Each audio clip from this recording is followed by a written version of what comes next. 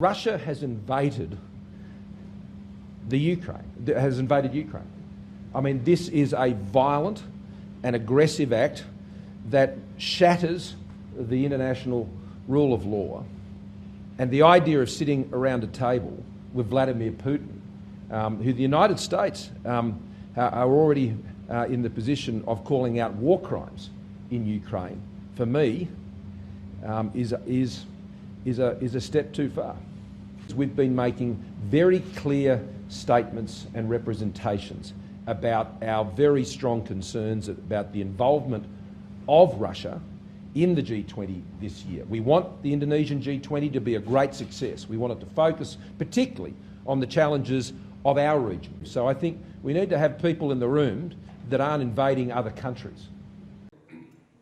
截至今天晚上19时，消防救援人员共搜。 As of 1900 this evening, fire and rescue personnel had searched an area of 46,000 square meters and found some aircraft wreckage and human tissue fragments which were handed over to the investigative working group. Affected by the heavy rainfall that started last night, some deep puddles were formed in the core area of the accident, which had a certain impact on the investigation of the accident. At the scene, investigators conducted a preliminary investigation of the recorder. The appearance of the recorder was severely damaged, and the storage unit was also damaged to a certain extent, but it was relatively complete. It was initially determined to be a cockpit voice recorder. You can be doing this for 15 minutes, and all of a sudden, you are looking at 30, 40, 50 years in prison. Good.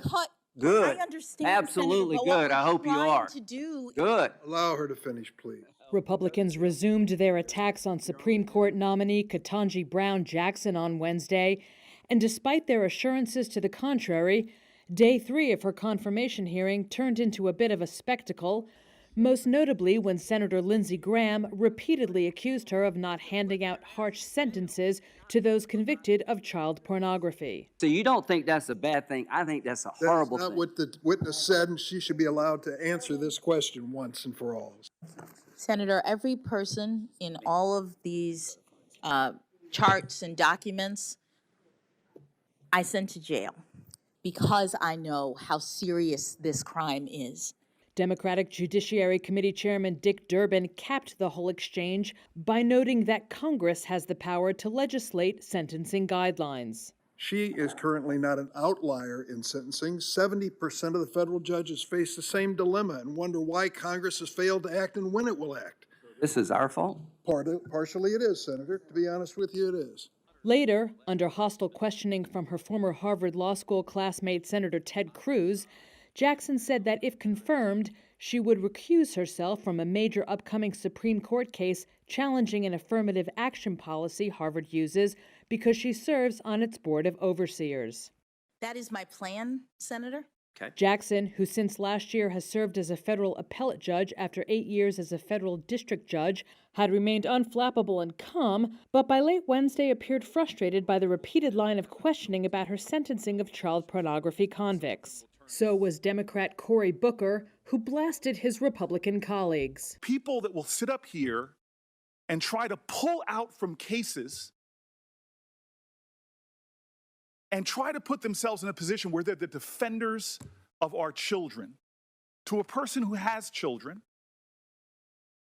to a person whose family goes out in streets and defends children, I mean, this is a new low. If confirmed, Jackson would be the first black woman to serve on the Supreme Court.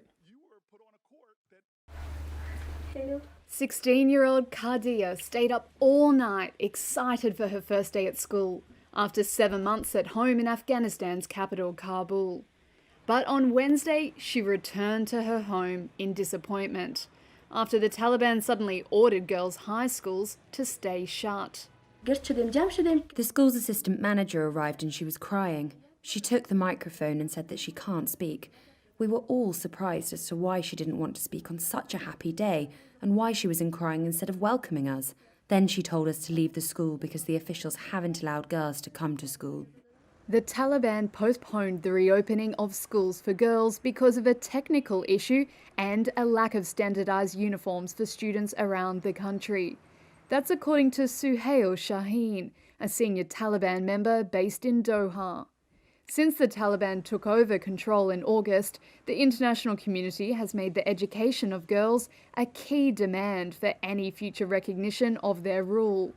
A statement by the UN Secretary-General Antonio Guterres called the decision deeply damaging. The UN spokesperson on communications in Afghanistan, Stefan Dujarric, read his statement on Wednesday. The Secretary-General says the denial of education not only violates the equal rights of women and girls to education, it also jeopardizes the country's future in view of the tremendous contributions by Afghan women and girls. Kardia says it's hard to keep motivated and overcome the disappointment. It was like a day of mourning, and it was a very sad day. It was like losing a loved one. Everyone was crying, the girls were hugging and crying and saying goodbye. The last time the Taliban ruled Afghanistan from 1996 to 2001, they banned female education and most employment. WikiLeaks founder Julian Assange married his fiancée Stella Morris on Wednesday in London's Belmarsh prison. The wedding took place during visiting hours at the high-security jail, with only a handful of guests present. Morris wore a dress by Vivienne Westwood, who has campaigned for Assange's release. After the ceremony, she walked through a crowd of well-wishers who had gathered outside the jail. She then cut her wedding cake and made a short speech saying how much she wished her new husband could be by her side. Assange had to remain in Belmarsh, where he's fighting extradition to the US. He is wanted on charges related to WikiLeaks' release of vast troves of confidential US military records and diplomatic cables more than a decade ago. The 50-year-old Australian denies any wrongdoing and has been in jail since 2019. Before that, he was holed up in the Ecuadorian embassy in London for 7 years. While living at the embassy, he fathered 2 children with Morris, a lawyer whom he met in 2011 when she started working on his legal team. Earlier this month, Assange was blocked from appealing to the Supreme Court in his fight to avoid extradition.